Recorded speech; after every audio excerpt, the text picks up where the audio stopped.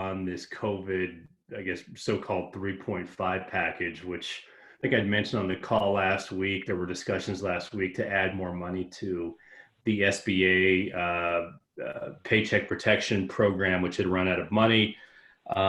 It's being reported, I mean, we don't know anything yet, but apparently Schumer thinks that there's a deal that was reached yesterday.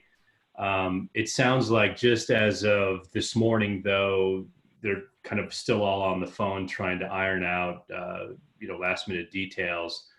But just from what's reported, that the deal would include $320 billion in new money for SBA's Paycheck Protection Program, with a certain amount of that would be earmarked for what's been reported as unbanked rural and minority businesses, which I think what they mean by that are businesses that don't have kind of an established banking relationship with the bank, which was an issue when the program first rolled out, because some banks were only accepting these applications from entities that they had a prior banking relationship with. Apparently, there's $75 billion in new money to hospitals. We just have to see the specifics as to how all this will be allocated. At least as of yesterday, sort of the tribal advocates, we had heard from various sources that there was not going to be any sort of tribal specific fixes or language in this version. But again, we have to wait and see what the final version looks like, because negotiations were going on apparently through the evening and this morning still. And so one thing that I thought was interesting, just in looking at the material that's available this morning, is that, and I emailed this to some of the folks I represent, but the Washington Post was reporting, or is reporting, that the Democrats were trying to get some additional money into that $150 billion relief fund, of which the $8 billion is the tribal set aside. They were apparently unsuccessful in getting new money, but reportedly Minority Leader Schumer got some sort of a commitment from the White House that state and local governments could use some portion of the $150 billion to offset some of the lost revenue in their budgets. Again, this is being reported that it was a commitment, nothing that's actually in the bill, but we'll just have to see if they finalize something this afternoon and get something passed, what that ends up being, whether it could potentially apply to tribes also, or just to state and locals. We just don't know enough yet. So that's really all I've got. I mean, I think the Senate is supposed to convene at 4 p.m. this afternoon Eastern time.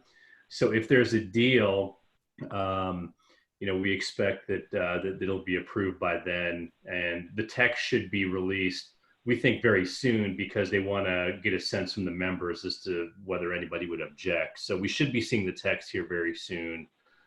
So just we'll keep our eyes open for that. So that's all I've got, Terry. Okay. Laura always joins us, and she's not here yet. I'm right here. Oh, sorry, Laura. Okay, yay, you're here. Hi, good morning. Morning. Good morning. Okay, so good morning, everyone. I have my update. So I just wanted to share that in the IHS Portland area, there are 77 positive cases. So that's our states of Oregon, Idaho, and Washington, of course. And across Indian country, there's 1,712 cases. And this is all data that's been reported to the Indian Health Service. Most of the data, I would say nationally at least, is underrepresented because it only includes, for a lot of areas, the direct care facilities and urban facilities, and some of the tribal facilities aren't reporting their data to IHS. For our area, our epicenter is working with IHS, so it is a joint effort. The numbers that we have, the 77, basically is with half of the tribes in our area reporting. So we're really encouraging all of your tribes, if you haven't been reporting the data to us, to please do so. It really does, as you know, potentially impact funding to our area to address COVID-19. So that's the data that we have so far. I did also just want to share, and I know Terry, you had asked me this before, to share the peak data, or the peak when COVID has peaked in our states. And for all three of the states, it has peaked according to IHME, and I actually have shared that link before. And before I get off the call, I'll make sure to share that link again in case you didn't get it when I talked about it the last time. It basically is tracking COVID-19 in all of our states when it peaks, and also includes a date for potentially when governments can possibly consider reopening. So for Oregon, our peak occurred 2 days ago, and in Washington it was 15 days ago, in Idaho it was 6 days ago. And in terms of the containment strategies that are discussed on the website, it does talk about, and we know that this is going to be really important for any government considering reopening, testing is going to be really critical, as well as contact tracing and investigation. So we are at the board are going to be focusing our efforts on contact tracing and making sure tribes have those resources. We have had some requests for this already. It's part of the work that we do. So I just want you to know that that will be available through us. On our 10 a.m. call, we're just going to do a brief kind of introduction to it, with the idea that that will be a big part of our effort moving forward. The third thing is isolating and quarantining, of course, people who are positive or who have been exposed, and then continuing to limit gatherings. So I just wanted to give you the dates according to this one source that talks about what, you know, in terms of the cases continuing to decrease and following sort of what is stated on that website that I mentioned. The date for Idaho, if these containment strategies are in place, and that's really critical, that it could potentially start considering reopening, is May 11th. Washington is May 18th, and Oregon is May 25th. So just wanted to share that, and I'll share the website with you. It tracks a lot of detail on COVID-19. We do have our echo sessions. We do have a regular call that happens every Tuesday at 10 a.m. And then we also have our echo sessions, which are sessions for providers who work in our IHS and tribal facilities. And tomorrow's session at noon, they're Mondays and Wednesdays at noon. Tomorrow's session at noon will be having some focus on traditional healing as well. And so as we've been doing these sessions, we've been doing them for over a month now. The topics have been evolving and changing. We've talked about the issues with domestic violence and substance use that are co-occurring with people being isolated at home. And then I don't know if Brian's still on the call, and I don't know if he heard this, but I know the National Indian Health Board was pushing for 1.7 billion for our IHS and tribal facilities in terms of lost third-party revenue as a relief fund. And I don't know, as of yesterday, I know NIHB didn't know if that had any traction, and it didn't sound like it per what Brian said, but I just wanted to share that that's something to advocate for. So I think those are my main updates, unless anyone has any questions for me. I do. Laura, did NIHB send a formal letter out with that request, that 1.7 billion? Well, that was in their the fourth letter for the fourth package, the letter that they wrote. I know Shervin said he was advocating for it yesterday. I don't know, or I haven't seen a specific letter on that one request. Do you know the date of that letter? Yeah, I can send it to you, or it's on our website too, Rana, and I can put the link in the chat box or email you. Okay, and the letter was to Congress? Yes, to House and Senate leadership, and it was for all of the asks for the fourth package, and it includes that 1.7 billion. And actually NCI's letter, if you have that letter also, that includes that particular request. Actually, NCA asked for 1.7 billion, and NHB had written their letter a little before, and they requested, I believe, 1.5 billion. Yeah, it'd be good, Terry, if the board, when you send out a support regarding the stimulus package for particularly the 4.0, the 3.5, as Brian pointed out, is pretty well a done deal. Yeah. So all the things that we were trying to get in there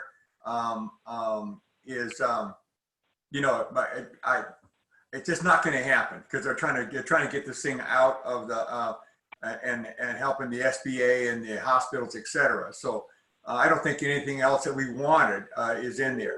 But Laura, I want to emphasize that our support from the Portland Health Board and from ATNI regarding telehealth. So we got the new rates, and the new rates is like I can't remember, $92 per visit. Which is way under the Medicare. I'm talking about the Medicare telehealth, not the Medicaid. And the Medicare, because we deal with so many senior citizens, is rising. And I think that the typical Medicare rate is $160. So bottom line is to make our clinic successful, we need that. We need a minimum, that 160 rate. So I want to make sure that's in our list of priorities. Thank you, Ron. I'll double check the language. I know that was an emphasis in the letter, but I'll double check the amounts that are in there or what the request is. All right, thank you. And Laura, you're still asking tribes to provide their data regarding the coronavirus, correct? Correct, yes. IHS basically is asking tribes to report it on a daily basis. We know that's sometimes challenging for our health directors. So if tribal health directors can do it as often as possible with a minimum at least once a week, that's really helpful. Okay, and that's to IHS. Correct. Okay. Well, it's a SurveyMonkey format that we developed in partnership with the IHS Portland area office. So it's a joint effort. We were just trying not to duplicate efforts between having the health directors do two different reporting. So we actually, we joined to develop one survey instrument. So one more thing, I didn't jump on the last Northwest BIA IHS update. So I know we have 17 Abbott machines out there in Northwest. And I'm assuming that they're being, I guess, geographically distributed. I know that we're going to get one. But I guess the question is, are we making requests to get those blood testing, I can't remember what it's called, that blood testing equipment that tells you whether you have the antibodies or not? Those have been requests that I think have been on the calls that I've been on more recently, and that's going to be really key. The issue right now is it's not readily available. There's some problems with it, but that is on our list of asks, because that is going to be really key to government's reopening. So you mean the antibody equipment is not available? Is that what you? Right, that's correct. The actual, I was reading some issues just related to the antibody test itself, potentially testing for other coronaviruses and not specifically this one. And so we just have to make sure whatever instrument that is available actually is ensuring that they actually had this coronavirus and that they potentially have immunity. And that's, I guess, still we don't know that either, because there have been people who have been reinfected with coronavirus and potentially carriers, according to some of the studies. So anyway, there's still some concerns, I think, related to the antibody test. But yes, that is an important request. We agree completely and support that. Okay. Oh, this is Brian Gunn. I had a quick question for Laura. I had seen that, I think in the request for the fourth package, there was a request for facilities construction money, I think, for the 10 joint venture finalists to have those considered as replacement facilities, or I assume it was in the final. I think it was in a draft that I saw. I know that the folks, at least on the House side, they're looking at that pretty seriously. And they're also looking at the area distribution fund as part of like a fourth, trying to find some way to get money into that. But I was just wondering, have you heard anything about the actual list or any kind of forthcoming announcement on the joint venture finalists from IHS? I've had offices ping them and they haven't really gotten much of a response. I was just curious if they had told the board anything. No, we haven't heard anything from IHS around the joint venture project. Okay, well, I can talk with you offline about the facility stuff generally, because I think that there is some interest on the House side on trying to provide money to the area distribution fund. And for folks on the call, this goes back about 10 years, but the Portland board was kind of leading, trying to get a pot of money that all IHS regions or areas would be able to utilize, to do facility, rehab or new facility construction. I think it was kind of prompted by the fact that the Portland area had never had anything built off the grandfathered in facilities list. So anyway, Laura, I can circle back with you offline. Okay, that would be great. Any other questions for Laura? Well, as always, thank you, Laura. We appreciate you joining us, and we know your call's at 10, so thanks for being here. Thank you, everyone. And next up, we have with us today is Gary George. Gary's recently been named to the Governor's Coronavirus Economic Advisory Council, and he's going to share a little bit about what's going on in Oregon. Gary? Yeah, thank you, Terry, and good morning, everybody. As Terry mentioned, my name is Gary George. I'm the Chief Executive Officer here for the Wild Horse Resort and Casino that's owned and operated by the Confederated Tribes of the Umatilla Indian Reservation. And most recently, probably about a couple weeks ago, I got appointed to the Governor's Coronavirus Economic Advisory Council. And it was a group that the governor had chartered back in March 17th, and it was composed of a variety of different state business department directors, state industry leaders, state labor unions, and other state economic organizations. And again, that was established in March 17th, and tribes really never got involved in any of the state committees or councils that was being appointed as a result of this coronavirus.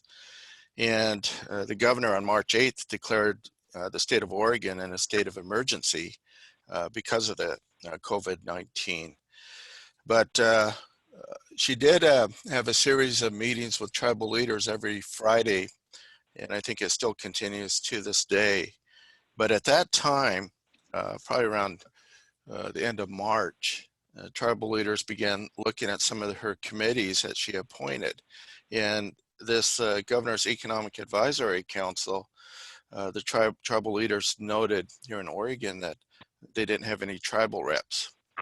And so on April 2nd, I was appointed to this Governor's Coronavirus Economic Advisory Council. So it took about a good 2.5 weeks to 3 weeks to get a tribal rep appointed to that. And I start with that because just like in Washington, Idaho, and elsewhere, Oregon tribes have a significant impact on the economy of the state of Oregon. We provide over 11,000 jobs. We provide 550 million in wages and benefits and other things here in the state of Oregon. And on top of that, we've, just like tribes in Washington, Idaho, and so forth, you invested a lot in infrastructure And the same here in Oregon, where we invested over 812 million in casinos. And so tribal leaders here said we should have a rep here. We're one of the largest employers here in Oregon. And if you add all the tribal casinos and what we do together, we would be probably the second largest employer here in the state of Oregon. So anyway, I got involved a little later, and the Oregon tribe supported my appointment to the Governor's Coronavirus Economic Advisory Council. So I was appointed April 2nd, and I missed 4 council meetings. So a lot of things happened, and they met twice a week, beginning March 17th through the first week of April. And then when I got on, we meet every Friday now. But they did break up into different subcommittees, and my first introduction into the Governor's Economic Advisory Council was on foreclosures. I thought I'd just sit in on the foreclosure subgroup of that committee that talked about the tenants and landlords and so forth. And, you know, the governor, both here in Washington and in Oregon, made proclamations that you would freeze the rent of individual tenants for 90 days. You couldn't evict them and so forth. And this meeting on foreclosures was really focused on the big time developers and landlords who still have big outstanding debts to these large mortgage banked or backed securities. And they still had to make payments, and they weren't given no relief. And so we sat for an hour talking about their issues and how they still have to make monthly payments based on some of these large developments that they had within the state. So it was a very interesting one, and I thought that we were really fortunate here at Umatilla, where in our loan agreements we had certain waivers. It didn't seem to be the case with these landlords who built these large condominium or apartment unit complexes where they had no leverage at all. So I was pretty happy with our attorneys and what they represented. The next meeting was an official meeting of the council, and we looked at the CARES Act, and we as a council can make recommendations to the governor. And one of the things that I really pushed for, not knowing if the state was going to get any funds or not, but I'm thinking that they are now, but we needed the governor to really help us with Treasury and Department of Interior and advocate for at least Oregon tribes and making sure that, you know, Oregon tribes got their fair share of whatever the appropriation would be. And so she had no problem working with our congressional and Senate representatives here, and of course writing to the powers to be to make sure that tribes weren't involved in any type of appropriation, and to fight for a set aside. And I think certainly that's gone a long ways. And the governor's agreed to help tribes as much as she can. And the next step will be the appropriations that comes under the first CARES Act down to the state, how much will be given to tribal governments will be our next issue that we'll probably take up, both from my role on the Economic Advisory Council and probably when the tribal leaders meet with the governor. So that was the first meeting that I attended on the CARES Act recommendation. The second meeting, which just happened this past Friday, was devoted to reopening the state of Oregon. And we were the first group to see, so being on this council was kind of nice because we're the first ones to get to see what the governor's thinking as far as reopening the state of Oregon. And they put together a comprehensive plan that they're going to share with other subcommittee or councils and with local leaders and with tribal governments. So being on a council, I was able to get a copy of their PowerPoint presentation and forward it off to at least our tribal leaders and mention it um, to a few other people that I work with on the Oregon Tribal Gaming Alliance. And I'll probably make it available to all of the Oregon tribal leaders sometime today. But it was an opportunity to listen what the governor was thinking about reopening and how they plan on reopening the state of Oregon. It seems like a very complicated process, a very time-consuming process, given the different phases. And I think everyone's kind of heard of the president's reopening the U.S. in the different phases that people have to go through. 14 days of seeing a decline in the coronavirus and the different other mandates of isolation, making sure you have enough test kits, where you're going to isolate those people if they do get sick. Do we have enough hospital beds to take care of individuals and so forth, and going down that whole line. So it was really kind of nice to get to hear the presentation and ask you a few questions.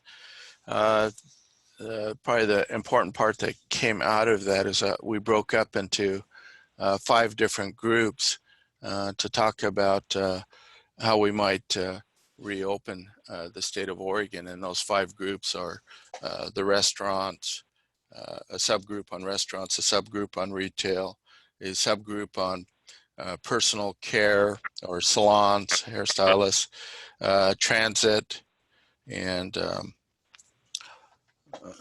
missing one other one, but I just can't think of it off the top of my head. So anyway, I volunteered to be on the restaurant subcommittee because here at Wild Horse and with all casinos, we have generally probably anywhere between 3 to, in our case, 7 restaurants here on the Umatilla Indian Reservation that we have. And so knowing what type of protocols that are going to be set in place or guidelines to reopen is going to be extremely important from my perspective. But it's been a very interesting experience. There's probably close to 30 people on this Economic Advisory Council, and our meetings are just an hour each. So every Friday morning from 9 to 10, we meet, and it's really, we let the state go through their presentation, then we have a chance to answer any questions. But we continue to push forward here in the state of Oregon, and the tribal leaders have a great relationship with the governor, and we continue to work through a variety of different things. And we will look at how we can open our tribal casinos and our different tribal enterprises here.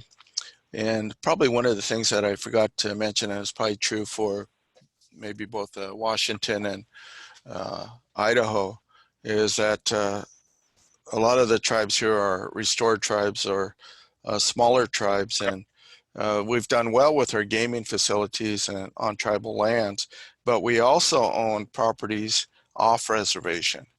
And so that's been an interesting experience for us because they're part of the tribal ownership, those businesses off reservation. It makes it very difficult to find any kind of funding from the Paycheck Protection Program to the Employee Retention Credit to some of the other things that they're not eligible because they're part of a tribal government as a sovereign nation. Yet on the other hand, they meet the criteria of that, but because they're a tribe, and then because they're part of a tribe, we can't qualify for the payroll protection program because we have over 500 employees. So it's been an interesting debate, and of course the governor's been supportive of the different issues that are brought forward by our tribal leaders. So it's been interesting to follow it from not a tribal leader's perspective, but from a staffer, so to speak, as I get involved in these different programs. So that concludes my report, Terry. I don't know if I have much more to add, unless you want to get into the details of a lot of different things. Does anybody have any questions for Gary? I do, Gary. I'm just wondering, is there any projections on any kind of businesses reopening? Yeah, I mean, I think there are some projections, and within the next month to 2 months, and probably more specifically in June, that a lot of the smaller businesses, restaurants and golf courses and salons and so forth might open up in June sometime, and with meeting certain social distancing requirements. Casinos, maybe towards the latter part of June, mid-June, I think is when everyone's looking at it. Although, you know, it is a major economic driver for a lot of tribal tribes down here in Oregon. So there might be a push for even that to happen. And actually I got on this call late because we closed down March 18th here at Wild Horse, and just the impact from 2 weeks of closure meant a loss of $2 million to tribal government. So that's a big hit, and that isn't a full month. So as we move into April and May, it's really going to be interesting what impacts these closures are going to have. The one thing that the governor's appointees had made during our presentation is that they are going to really try to push and prohibit large sporting events here in the state of Oregon for 2020. And so that's going to have a big impact here at Pendleton. We have our big Pendleton Whiskey Fest, which is a big concert celebration. We usually bring about 20,000 people here into Pendleton in July, mid-July. And it has some implications to the Pendleton Roundup, which brings 60,000 people here to Pendleton. And if there's a prohibition on large events, and she was talking more about the Trailblazers and big soccer events in Portland, and some of those big football games at some of the universities, you know, that could have a real devastating impact to the state of Oregon. And the state of Oregon is already reeling because, you know, they generate a lot of their revenue from the lottery. 6 lottery machines from each restaurant. And there's 2,500 restaurants here that have 6 or more machines. So the Oregon Lottery has really taken a big hit here. And then, of course, unemployment has reached the highest level that it's ever had in its history this year.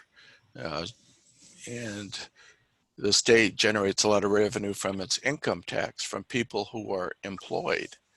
And a lot of people are on unemployment right now. So they lost 2 major sources of income. And so the governor has imposed a 20% cut for all state agencies here in the state. So it's been interesting. And then, of course, you get rid of some of these large events and gatherings, large conferences, sporting events.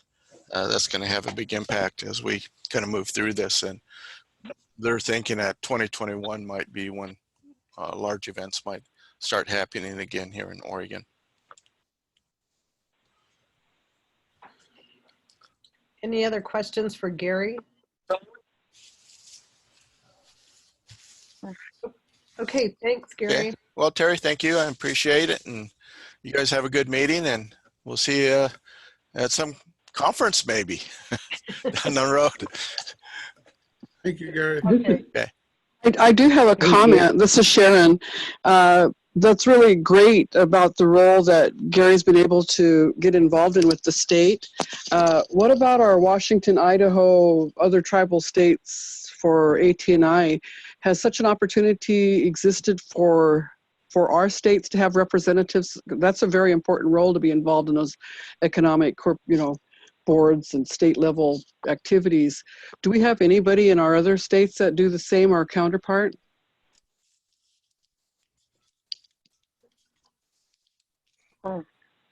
It's Leonard. I don't know if our governor has a task force, statewide task force or not, but he has, of course, Governor Inslee's engaged the tribes on about calls every 2 weeks or so, but I'm not sure if they have a similar task force or not. It'd be worth checking into though. Yeah, I share Leonard's view. I've not heard of that either from Washington State. Just from this is Gary. Just from my short involvement, getting access to a lot of information that the governor hasn't released or made public has been a great caveat into that world, I guess, so to speak, that I can share with tribal leaders.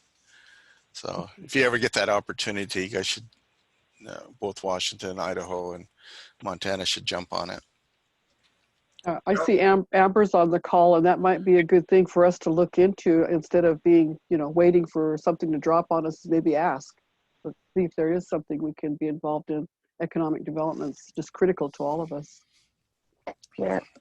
Thank you. Well, as soon as we're out of the woods in this crisis, there should be good rates down there at Wild Horse, I think. We'll always give you a good rate, Ron. We'll put you up in your normal suite. I like it, Gary. I like it. Okay, you guys have a great day. Thanks, Gary. That's the one out in the parking lot. Thanks, Gary. Gary, this is Doc Slider with the Kuslo Unqualified Uslo Tribe. Can you hear me? Yeah, I can. Yeah. Anyway, we paid our employees from the casino for 3 months or 3 weeks, and we furloughed them, and we're covering their insurance, through this month, and we're coming up for next month.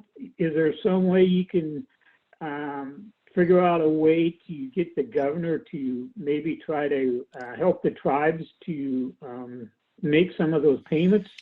Because if they don't, if the tribes don't, or they lay those people off, they're going to go on the Oregon Health Plan, and it's going to cost the state more money. Have you had any conversations like that at all? We haven't, not from the council level, but I know that, as Oregon tribal leaders, and Doc, you'll have a call with the governor Friday, and certainly I would implore tribal leaders to start making a push that some of the appropriation that's being made under the CARES Act to Oregon be distributed to tribal governments to take care of some of those issues that you just mentioned. That's going to be extremely important.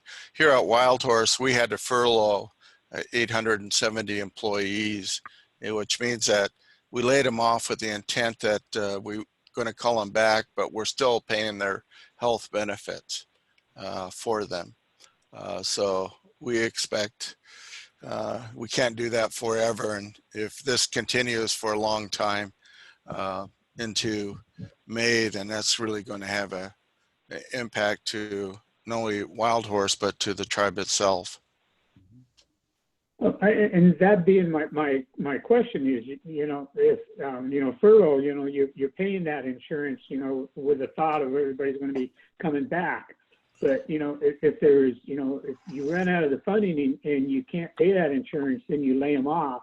Then when the casinos do open back up, there's going to be a large waiting period there to get the casinos up and running. Because of all the background checks and everything that are going to have to be done. Is that correct? Well, most of them should have already gone through a background check with your gaming commission. So hopefully most of them are relicensed for those people that you're going to bring back.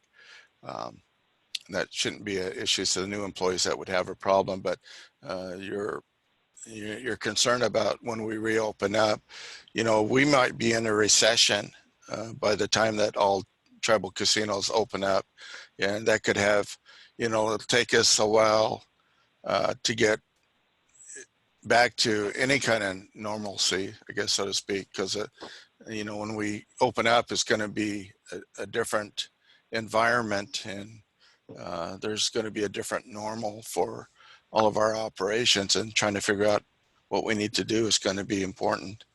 All of us are going, so you and your management teams are going to have to really take a look at that.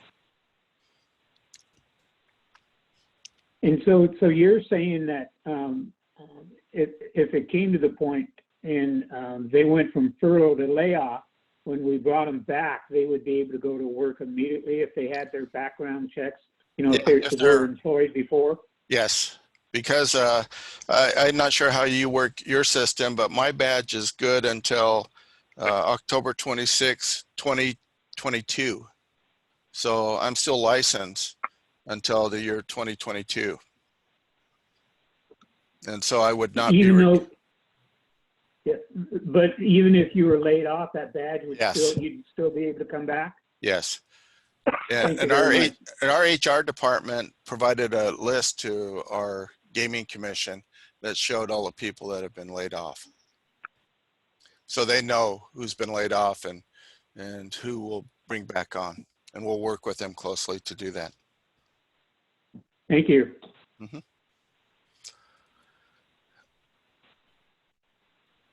Okay, thanks, Gary. Okay. Guys, have a good day. I'm getting ready for my next Zoom meeting. Thanks, Gary. Okay. Ron, do you want to go next and talk about stimulus package 3.5 or even 4? Sure.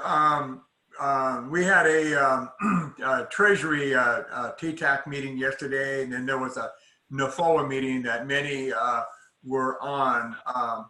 So including Brian and a lot of folks who jump on those NAFOA meetings that are about 8 o'clock in the morning our time. So on the Corona's 3.5, I think Brian did summarize it. So far, the latest I got was that the total is going to include 310 billion for the PPP programs, and then the SBA, and then 60 billion are going to be for small and CDFI lenders. 60 billion is going to be for economic injury disaster loans. Quite frankly, I don't know exactly what they're going to be used for and who manages them. Brian might know that. I know that 100 billion is for healthcare, including 75 for the hospitals, 25 for testing. The word I get is a lot of the things that we were hoping for another 150 billion out there for the states and tribes. I know that has been a request for another 8 billion for the tribes. Set aside the whole conversation about the eligibility of ANCs is in that mix. And a lot of us are hoping that we can get some fixes in the 4.0.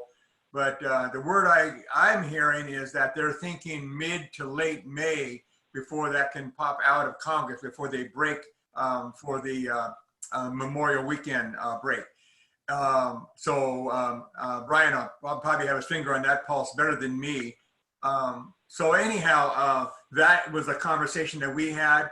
The TTAC is going to, a draft letter is supposed to be coming this morning for us to sign off on the issue of the ANC. Well, one, the issue of the ANCs and the eligibility criteria. Number two, the integrity of the data that we send into Treasury that has been sent over to the BIA and then subsequently has been made public. That is a great concern of ours. And then we're making a recommendation with regard to the formula. In other words, what's the criteria that we're going to recommend? So the 7 of us haven't made a decision. Sharon from Siletz is on that committee with me. And we're supposed to review that, I think today sometime, to get that letter ASAP over to Treasury. As everyone knows, they were intending on making the decision this Thursday, the 24th. They wanted the decision to be made and the money to go out by Friday or Monday. So there's a lot of conversation going on there. So on 3.5 and 4.0, It's moving. There will be 3.5 money, and only certain tribes will actually be able to access it, particularly with regard to the PPP money with SBA.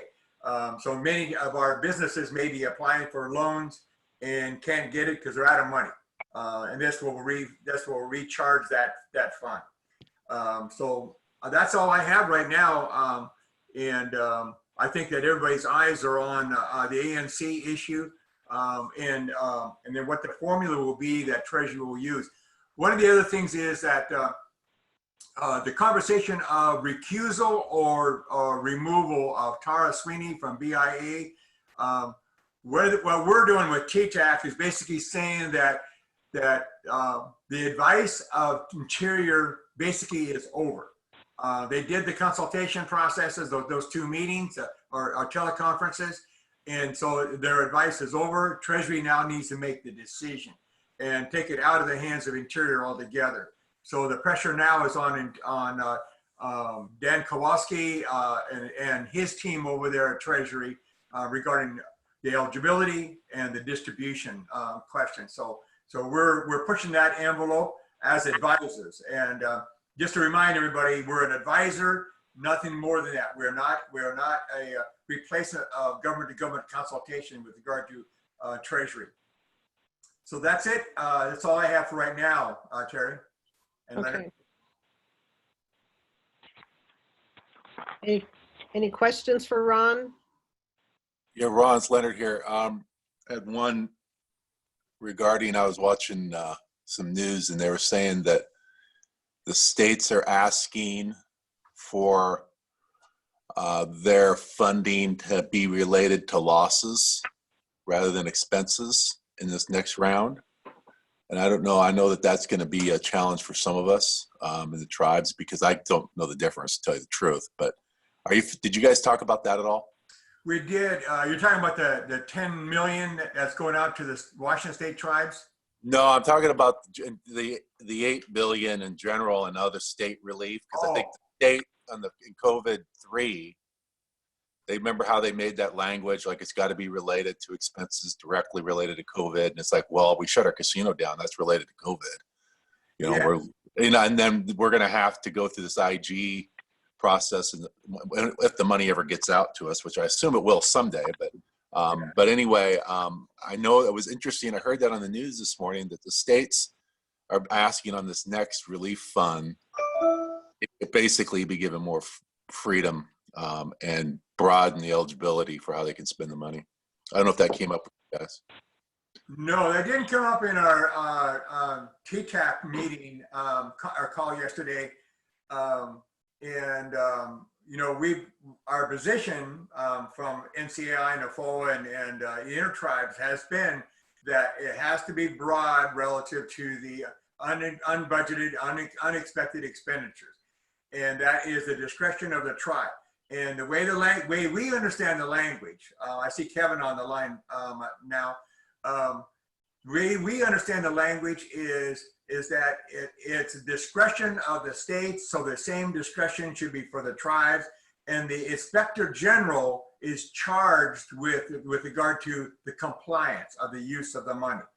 So I just think that we need to be very clear that we have our own accounts that in terms of how we charge these use of these monies, so that they're charged against our definition of what the unbudgeted, unexpected expenditures are due to COVID-19.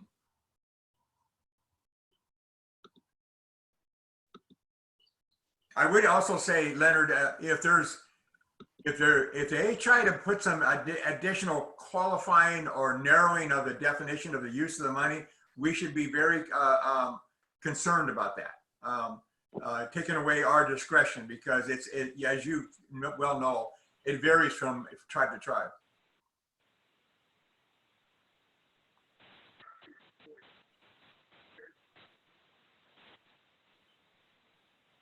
Any other questions for Ron? If we can squeeze an ATNI EDC in for a couple minutes, Amber has an announcement, some information she'd like to share. All right, and one quick, Terry and Leonard, I've got to sign off. I've got a problem out at our hotel construction project, so I've got to run out to deal with that. So I'll see you guys at the next call. Okay, thanks, Ron. Yep. Amber? Yeah, thank you, Terry. And I'll be brief. So we at ATNI EDC have been trying to figure out how we can be most impactful in responding to the COVID-19 response.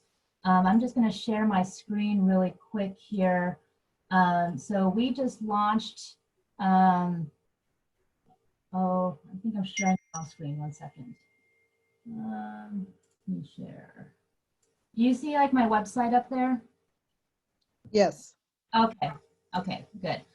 So we just launched a forgivable loan for small businesses in Oregon. There's the Oregon Stabilization Business Fund that's been created by several foundations in Oregon and the state of Oregon. And they've been giving some funds out to CDFIs and economic development districts. And what we did with ours is we created this forgivable loan. It's right now only open to businesses that are based in Oregon, but we're hoping that we get a pretty good response and learn about the needs of businesses, and that we can turn it into a proof of concept so that we can seek funds to roll out similar programs in the grander ATNI region. So this just launched officially this morning. I will put the URL in the chat box. Please feel free to share with your networks and with any small businesses that you know that may be able to use it that are based here in Oregon. So that's really all I have for right now. And I know we have a lot more on the agenda. So if you have any questions, happy to answer, but that's my update. I'll stop my sharing. Any questions for Amber?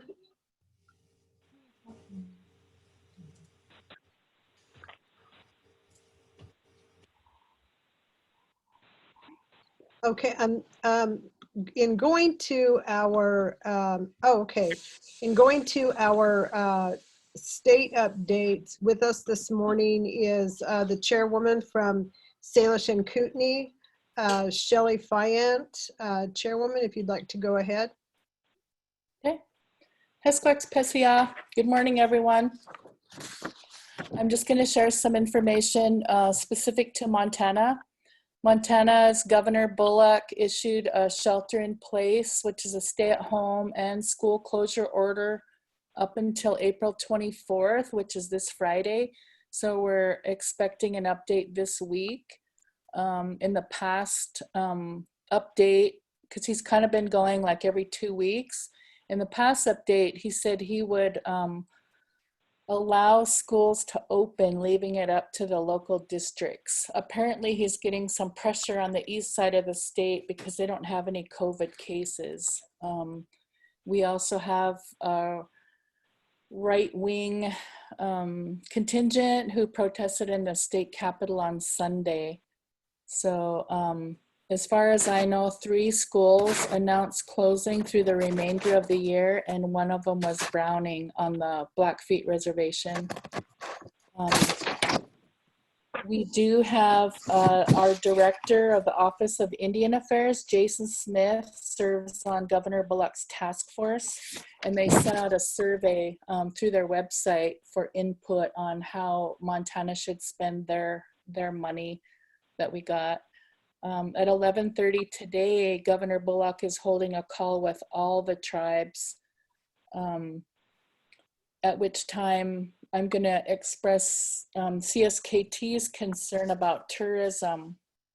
You may or may not know that Glacier and Yellowstone National Parks have closed. We get on this reservation 4 million tourists that are traveling from Yellowstone to Glacier. So 4 million people travel through our reservation, and we just can't risk that this year. At first, we supported the National Bison Range request at the DC Fish Wildlife Service level. And then we requested it. The support wasn't enough, so finally we requested it. And then when the governor chimed in, finally the DC officials said, yes, we will close the bison range. As far as I know, it's the first and maybe the only refuge that has been closed. We just saw a lot of out of state visitation 2001 weekend, and they were starting to vandalize the bathroom, stealing toilet paper, and there was a burglary and all that. Because of the checkerboard land status that we have here on the Flathead, we can't close our reservation borders or Highway 93 throughout the reservation. We have to keep them open because it's a federal highway. So the tribe issued a shelter-in-place order until revoked. We knew that this was going to be a long-term situation, so rather than go 2 weeks at a time, we just did until revoked. And our tribe has taken a very bold approach in all of this, sometimes ahead of the county and even the state in some regards, as far as our declaration of emergency and essential services only, shelter in place. We reached out to Lake County. And for those of you that don't know, Lake County has been our biggest opponent in our water compact. And so that's been really kind of touchy. But I reached out to the county and they were willing to form a unified command. So that's what we have right now. Last week, we were granted our motion for summary judgment in a big arm case against Lake County and a resident that wanted to build an RV park, and rather than go through the tribe and ask permission to use our road, they went to Lake County, who did not have the authority to do that. So we took them to court, and last week we received a summary judgment in our favor over that. So we're hoping that Lake County doesn't, you know, be a poor sport over that. It's a whole different subject. But I reached out to the commissioner chair yesterday to request that we do another joint message regarding public health. We did one early on declaring our delegation of authority to our unified command team. And so we're trying to maintain good relationships with the county despite the racism. Our legal department is working closely with the Montana delegation on the Phase 4 infrastructure funding. Listened to John Tester's Facebook Live this morning, and we have been responding to the U.S. Treasury and anyone that cares regarding the CARES Act funding. So we have been meeting weekly with our corporations and requiring updates of our essential services plans with our departments and programs within the tribe. And our biggest concern is reopening Montana too soon. We don't think that we've reached our peak yet. We have 433 confirmed cases, 12 deaths. Yesterday was the first time that we added 0 cases from one day to the next since mid-March. Lake County, which is the majority of the reservation, has 5 cases. 4 are actually in the county. One was a lady that's lives part-time here and part-time, I think, in Vermont. So administratively, we have 5 cases. Missoula County to the south of us, part of the reservation is in Missoula County. They have 38 cases. Flathead County, which is part of our reservation, has 37 cases. And then Sanders County, which is on the west side, has 0 cases. So far, we have 11,000 tests at the state lab in Helena, and that's statewide. That many people have been tested. And then the tribe is working with Montana State University through the Center for American Indian Rural Health Equity Program to get 1,000 antibody tests for frontline workers, which would include, you know, like grocery stores, gas station workers, all those people that are still out there working, medical professionals. And we're having to frame it as a research project. We're going through Salish Kootenai College IRB to do that, and we're waiting on funding from our state Department of Health and Human Services for that. So far, Montana has 23,665 unemployment claims. So people are not working. And I talked to someone from our Head Start staff that got laid off last week, and she said she tried for 2 full days to get on the Department of Labor website and was unsuccessful just because it's so jammed up. But that's all I have unless anyone has any questions.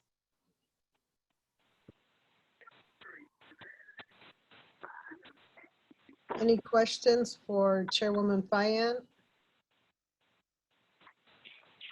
Yes, Leonard here. How long is, when did you, I assume you closed your gaming operations, and I didn't hear when did you close them?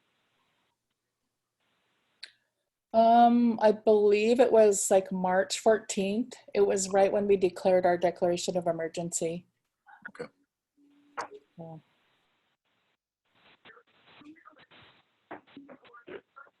We do have weekly updates with them. So every Tuesday afternoon, we meet with all of our corporations and, you know, just talk about what the plan is moving forward. Some of you may know we have S&K Technologies, which does a lot of 8A contracting, especially with military contracts. So they have offices in Saudi Arabia, Georgia, all over the world actually. So, you know, they can't close down. Same with the S&K Electronics. They have some Department of Defense contracts, so they can't close down. Electronics is having some problems with suppliers, but it looks like we're okay through May. Some of their May supplies won't be there till June, but they've let their vendors know. So I think we're okay there. And is Governor Bullock, is he conducting any kind of communication with the tribes during the pandemic? Yes, through his Director of Office of Indian Affairs, Jason Smith. Jason serves on his task force, which they sent out a survey on their website. The input was due today. And then we also have a call in about 20 minutes with all the tribes, which will be the first call that we've had with them. So. Any other questions? Well, thank you for joining us. Thank you. Chantel, are you with us? Do you want to give a brief update on what's going on in Idaho?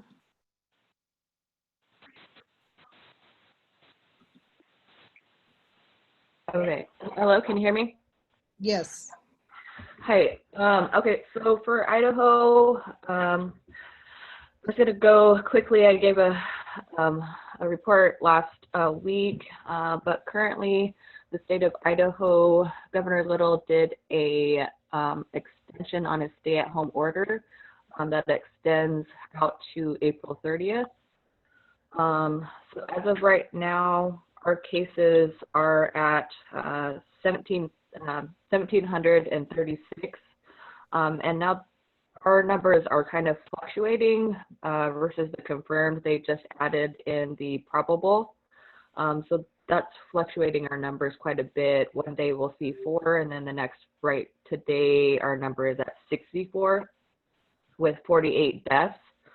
And most of our cases now are coming in are healthcare workers. So of 29 people who have COVID right now are healthcare workers. 157 people with COVID have been hospitalized and 58 are in ICU. And then as for the stay-at-home order that was extended out to April 30th, Governor Little did do a couple of extra considerations for companies that were closed. businesses are able to enact curbside delivery between now and April 30th.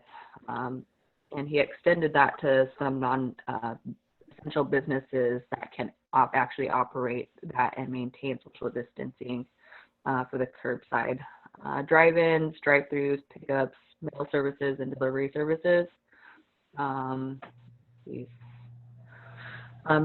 garden shops and local businesses. For us, the tribes, we've maintained all of our orders as well, looking to maintain everything out until May 1st. We don't have any confirmed cases. At least on behalf of the Nez Perce tribe, we don't have any confirmed cases. I don't believe with the other tribes as well. And if anybody's on the line that knows any different, can go ahead and speak on that part. And then as for the financial pieces, I'd definitely like to maybe give Ron Allen a call, maybe to pick his brain a little bit on that. I know we had discussed just as I got on the call about the state financial relief that's going. So our relief is in the state of Idaho is 1.25 billion. And the language that's in there is that it's at their discretion, and they are asking for us to not include our enterprises, and as well, so counties, cities, and tribes are actually also submitting for their payroll, being that everybody's very uncertain, and that's incredibly critical to the entire economy. So if we're not able to include our payroll either, and just for services and purchases for COVID, that's basically what they're asking for right now. So there are quite a bit of complications. They're also asking for the tribes, which is a little bit different than the cities and the counties. For the financial piece is to actually add in what other federal funds that we will get from the federal government, and to try to deduct that. So take advantage of the federal funds that we're getting first before the considerations to the state funding relief to the tribes. So definitely if we have any comments or knowledge pieces on that, I'd definitely like to hear other thoughts from the other folks online. And that's, our next call with Governor Little is tomorrow, Wednesday, I believe at 4 o'clock. This will be our third meeting, conference call with Governor Little.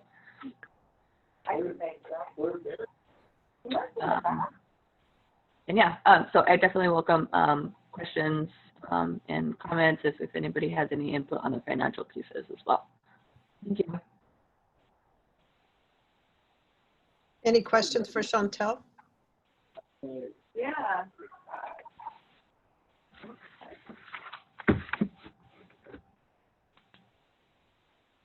Okay, thanks, Chantel. Thank you. Leonard, do you want to do a Washington update?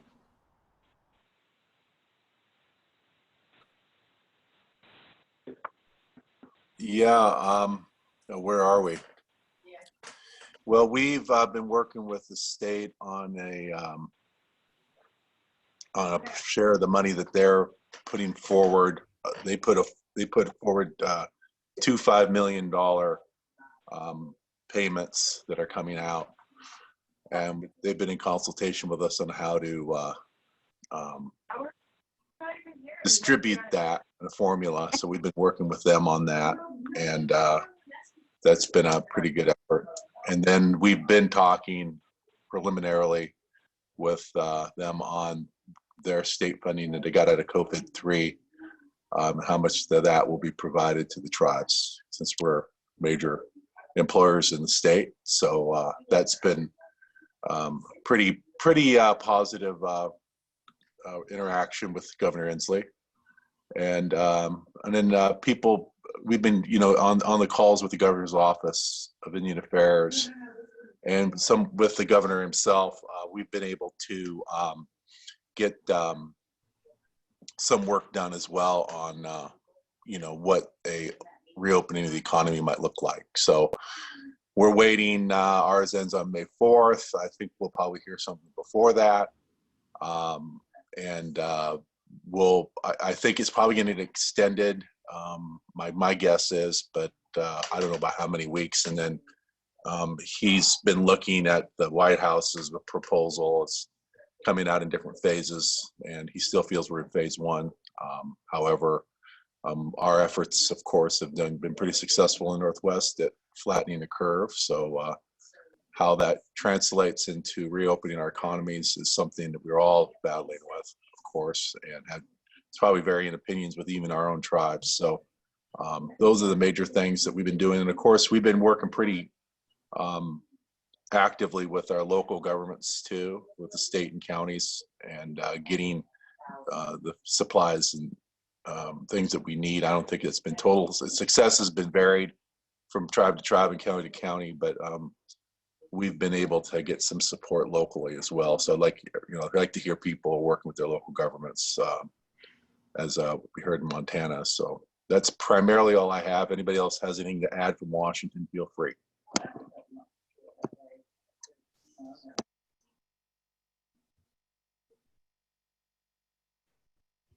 Anybody else? If not, we'll go to the other Washington. Kevin Alice is with us from NCAI. Kevin, good morning. Hey, good morning, everybody. Good to see you. Chairwoman Fayette from Solution Kootenai, good to see you. I've been an attorney and a government relations professional for S&K Technologies prior to NCAI for almost 14 years. So good people there with Chad and Dermot and Tom before, and so good to hear from your community. So a couple of things. We're involved in the litigation that the 6 tribes have filed in DC District Court. I was a little late getting on this call because we're working on the amicus brief. We were working on it till 2 in the morning last night, took about a 3-hour break, and have been working on it. We'll probably work on it most of the day and hope to have it finished by sometime dinner time or after dinner Eastern time later today. We're working through smoothing it out and just getting it right. The attorneys in the complaint, Riaz and his team, want us to focus on economic impact in a portion of our brief. And so we're working with the Harvard Project, Dr. Colt and some of those folks on getting some numbers together. NIGA is always a good source for some economic data, and we're working on that as we speak. Scheduling order did come out for that. I don't know if anybody saw it. The Federal Treasury has to respond with an answer by 5 o'clock tomorrow. And then the plaintiffs can file a reply response by noon on the 23rd. And then there's a video conference hearing at 2 p.m. the afternoon of the 23rd. So that's when we'll see everything happen. We've done a little research on the judge. I know that Riaz and his team have. We've got a pretty good judge. We feel like we're in a good spot, and we'll see how that plays out. Regarding some other things that we're doing, so NCAI had a board meeting just the other night. We're finalizing a letter today to send to the Inspector General, both at Interior and Treasury, demanding an immediate investigation into the alleged leak of the tribal information data, and also an email some of you may have been a part of or seen about some kind of a whistleblower coming out of Alaska that works for one of the Alaska, the regional corporations, and making sure that they look into that as soon as possible. We've made that public. Politico asked me about it yesterday and confirmed that we are doing that. I'm sure that other organizations will, and we're gonna continue to put heat on that to make sure that the IG, at least Interior Greenblatt, responds to it. Our initial intel on the Inspector General over Interior is pretty decent, and kind of stays out of the fray of politics, from what we understand, and should be somebody that we could trust to look into this. On other matters, NCAI has moved forward with sending to the Hill our request for COVID-4. That's going to be after the bill that they're talking about now.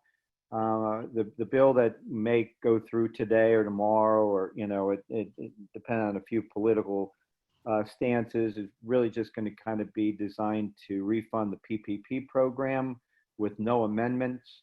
We're not hearing that any of the issues that we complain loudly about with respect to eligibility are going to be addressed. Republicans have no appetite to address any of the amendments, whether they be tribal specific or otherwise, in this. They just want to fund the money real quick and push it out. On the bank side of it, you're probably hearing the same thing that we are, that even the money that they do put in there, that's already maybe spoken for already, because there was a backlog of requests, and so that money will probably disappear in a couple of days, and we'll see if there's any more funding after that. I want to respond to what Ron was talking about earlier, Chairman Allen was talking about earlier, with respect to states speaking more about getting lost revenue language in the next bill. That is true. We were working with the National Governors Association and had some really good dialogue with them last week before this whole ANC thing popped up, and they've kind of backed off because they don't want to be anywhere near that. And so I do know that was something that we were talking, NCAI was talking to them about, on how we could kind of align and figure out, how to work together on that. I think we still can. It's just this controversy with what is a tribal government not, that's been cast upon us by the Alaska Native corporations has kind of scared them off right now, where they're not really too talkative about with us. So we're going to continue to push that, because that is an important consideration, I know, for you all, and what we hear loudly across the country. I think that's, really quickly, that's it. Other than we did send a letter to the White House about the cost sharing aspect of the FEMA emergency relief funding. I also was contacted by Senator Heinrich yesterday. He's introducing a bill and looking for NCAI's statement and support that would legislatively waive the 25% cost share. After reviewing the bill, we had no problem weighing in, because it's something that's important to us. He was looking for a Republican co-sponsor, and we referred him to a couple of offices that have been favorable towards Indian country during this particular pandemic, and I think that that's going to work there. So there's something in the works on that. We'll just see how that plays out as well. But yeah, just a lot going on with this litigation. It's kind of consumed a couple of us over at NCAI, and my number two person, Jamie, is really been managing the rest of the shop, which over at NCAI is in really good shape. Everybody's working. We're still working on our programs. About 2/3 of those people, though, have switched over to dealing and helping with COVID-19 stuff with our tribal members. We do have funding coming in that we'll be issuing out in grants. We'll probably be making an announcement about that in the next 48 hours. We just opened up a window just for people to participate or make donations just a little over a week ago, and And from individual donations, we have over $10,000 that was raised there. We have another 50,000 from a pot of money for emergency relief that we had before that we're going to combine with that. And then we've got a commitment from the Annie Casey Foundation for 50,000 and Johns Hopkins University for another 50,000. So we already have the infrastructure in place at NCAI to be able to put out the news, accept the applications, review them really quick, and turn out the money, turn it around real quick. So that's exciting that we'll probably have between close to 150K right now to get out to tribes for smaller projects that you need to take care of. We want to stretch the money a little bit, so we'll probably keep the grants between 5K and 20, somewhere around there, depending on what the project is that the tribe submits. We also, we're involved with the Kellogg Racial Anchors program.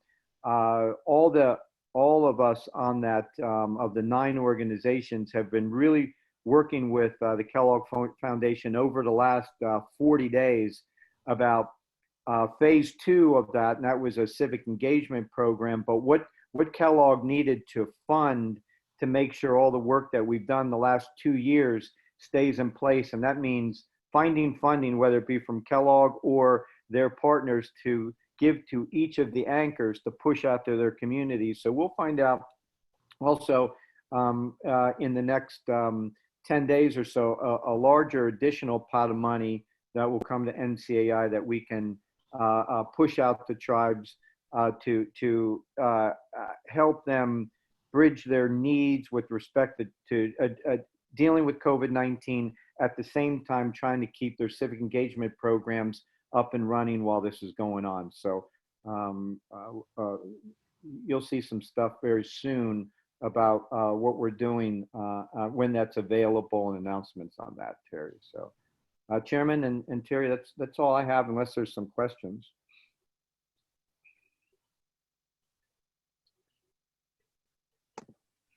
Kevin, thanks for the update. One question, it was one that I didn't quite, that Ron reported on. I didn't get a chance to ask him about it. I was wondering if you knew. I just thought it was interesting that the TTAC asked that Interior not be part of the formula development and have Treasury only do that. Are you familiar with that request? So yeah, I was talking to Fatima advises Chairman Allen on that, and of course she's on our policy team. And it was my understanding, and also talking with Dante, that the message that TTAC was going to deliver: look, you've consulted with Interior enough. This is in your ball. It's your decision here. It's your call. It's totally the Secretary's decision on which way to go here. You've gotten enough advice, bad advice, whatever you want to call it. Now just make the decision on your own, and let's move forward. So that's what I can understand, Chairman, that message to have been.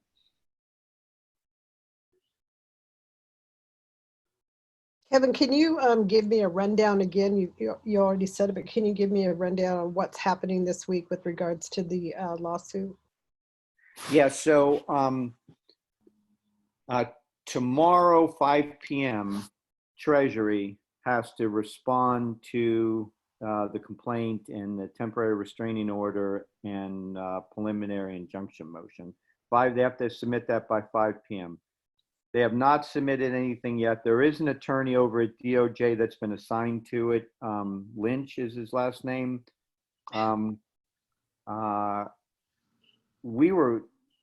was some talk that the fact that they've been kind of quiet on it, that maybe Treasury was going to make a decision that would make this moot, which would be nice, because they really do need to make a decision and make public what this methodology is going to be, because the schedule that was given to us by Interior last Monday, was that by midnight tonight, Treasury wanted to push send.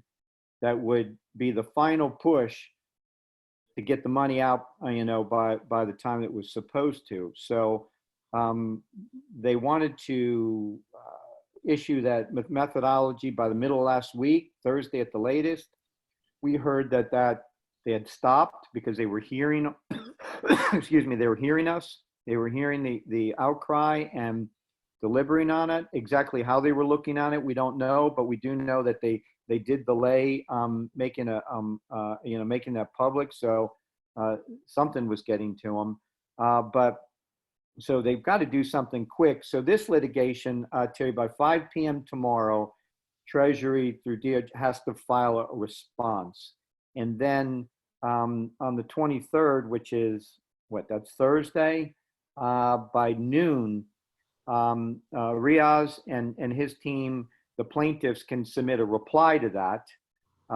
And then there's a hearing 2 o'clock in the afternoon. Now there has been a request by ANVCA, which is the Alaska, the association up in Alaska that represents the village corporations, to be allowed to submit a pleading. I haven't seen anything that's approving that, but my sense is that it will be.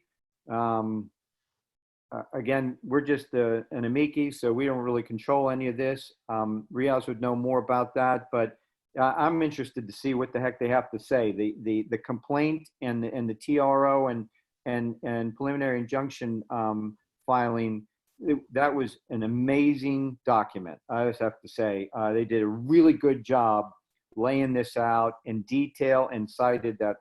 I just don't know how anybody makes an argument on the other side, because I don't know where the law would be. So I'm interested to see what that Alaskan Association has to say about this. But be that as it may, there's a hearing by video conference 2 p.m. on Thursday, and hopefully that they've got to come to a quick decision, because as we've all said, that once the toothpaste is out of this tube, it's moot. It's done. Not much we can do.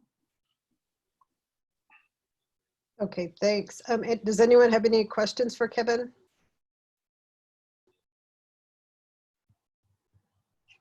Okay, thanks, Kevin. Thanks for joining us.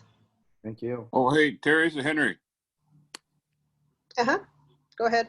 Hey, Kevin, is this going to hurt us in the long run, this whole lawsuit? And is Congress going to be more cautious in dealing with us as we go forward in phase 4 or phase 5? Well, you know what? I guess, Henry, we'll see. I'm tend to look at it the other way. There is a lot of people on both sides of the aisle that are really upset about this. They're really upset about the twisted logic that would cause anybody to believe that these corporations were supposed to get some of this money. And we've had conversations with Schumer's office and a lot of other folks about moving forward, making sure in future legislation, even in these future COVID-19 bills, that is crystal clear about who they're talking about getting this money. And that's creating a definition or some language that protects us. So, Henry, I think we talked about this at the NCAI board meeting the other night, that we really need, the Indian country really needs to make sure, and moving it through our Congress to get some more visibility, is we got to change this definition. Okay, we need to correct it. We need to clarify it. There needs to be something done, because if I think we all know, and you guys are closer than some of us to Alaska, there has been a move, through the whole debacle with the 8A program back in the late 2000s and early 2010, 11, and 12. All of that and some of the conversation, there's been a push by these corporations to get closer and closer and closer to tribal government status, and this may be, Henry, this may be just the straw that broke the camel's back. Maybe we needed to get here to do that and get this corrected. Maybe this court decision solidly, puts on the record a judicial notice and a judicial decision on what an Indian tribe is, a governing body of an Indian tribe is, and what the corporations aren't. So I think it'll play out, but I think we do have an opportunity here because we have some open ears that are paying attention that we can't allow this to happen again. Yep. Terry? Okay. Terry? Go ahead, Mel. Yeah, Mel here. Kevin, thank you for, man, working all the hours, your team, everybody that's making this happen. ANC is, the golden rule, he who makes the gold makes the rules. And as we learned, the ANCs have a very much an uneven relationship with their membership, thereby creating this situation. On the video conference with the judge, will that be open to the public as well as will the judge have 24 hours to render a decision, or do you know anything about where that may go? I don't, Mel. I think Riaz will. I don't know. This is new. I mean, I've litigated these motions before when I was attorney, and it's an oral argument. You're standing right in front of the judge, and there's red lights, blue lights, and green lights. And how long you have to talk, if it's a bon banc or more than one. This is all new to me, so I don't know who it's open to or not. My sense is that it'd probably be limited to the parties in the action. So the 6 tribes, whoever their representative's going to be, Mel, to weigh in. I don't know how that's going to be, but Riaz might have some clarity. Okay. On that. Yeah. Okay. Thank you. Any other questions? Just to let everybody on who's left on the call know, the ATNI Executive Board did, with input from all the tribe, well, we put out a survey asking if the tribes would like to have ATNI sign on to the amicus brief or not, and those responding all said yes. So the ATNI Executive Board has let NCI know that we want to be we want to be signed on to the amicus brief. So just to let everybody know. And we thank everybody for that. It's really important. We thank for all the support, both that represents, and also the financial stuff, all really good stuff. And we thank you. And I know Derek, myself, Kane Smith, his team, Dr. Joe Colt with the Harbor Project. We've been, we're grinding this out to make this a really good attachment to an outstanding complaint that the attorneys have put together, and because this is important. We're kind of at a crossroads here a little bit on some of these issues, and we got to get this right.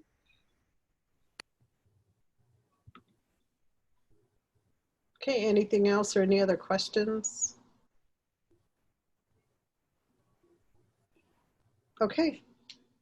Thank you, Kevin. Thanks, Kevin.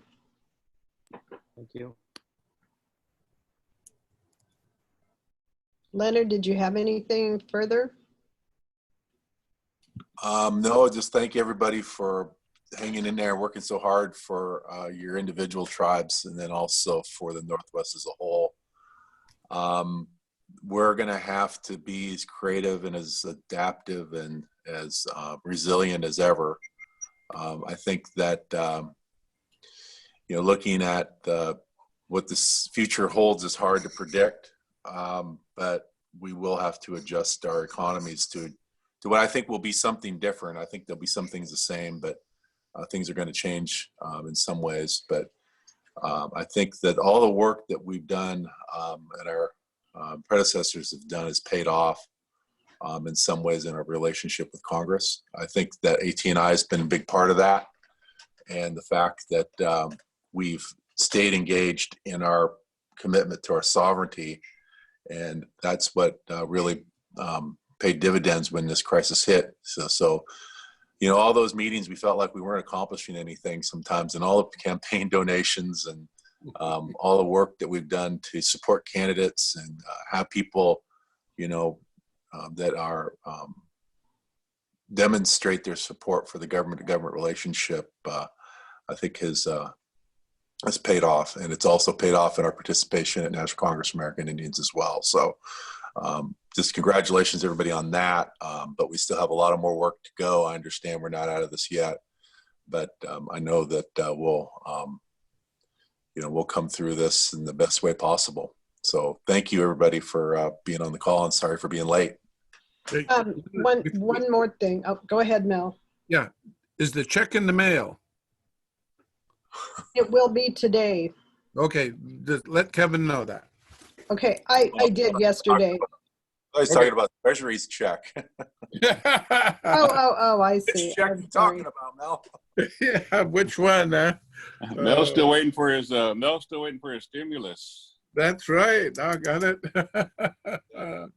Okay, so that Hey, I that got was one question, Terry. This is Henry. Hey, Leonard, do we know if the state got their money?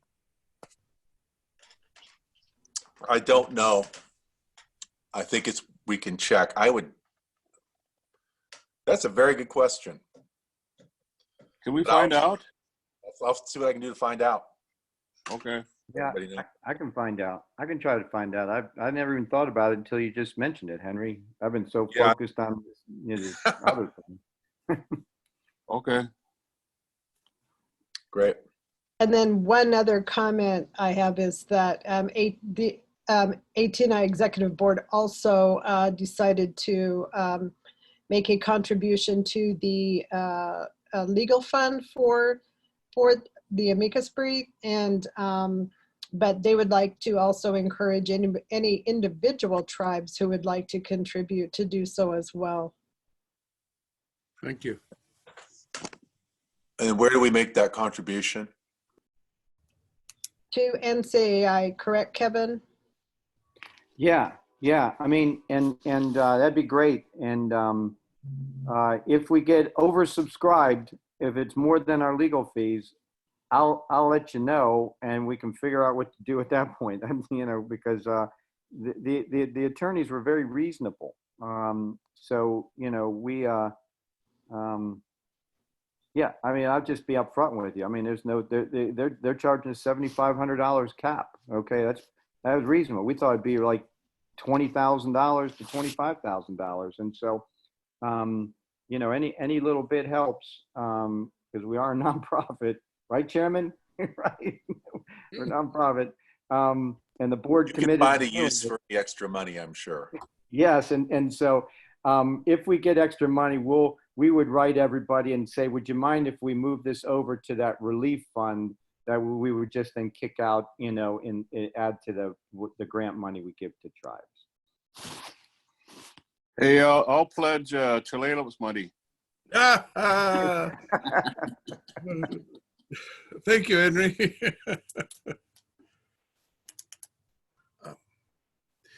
I do have one last question before we break. As ANC, is there any possibility of them countersuing or some type of legal strategy? I mean, obviously we've got this going, but it's like I'm just waiting for the other shoe to drop, basically. Well, with respect to this money, if they want to do the same thing that we're doing, that needs to go today. And because they're running out of time. I mean, if there's a decision, on this and the 8 million goes out, you can't get it back. And of course, with Indian country, they're not going to have any argument with us. It's going to be either Treasury and if it doesn't turn out, they'll have to sue Tara Sweeney and Interior. Let's see how that goes. Okay. Because, we're the innocent bystander that's either getting hurt or properly recognized, Okay. Yeah, I know that I'd heard that the ANCs met last week. I don't know what came out of the meeting, but I expected somehow the other shoe to drop. But like you say, time is not our friends. Nobody's friend in this. Okay, thank you.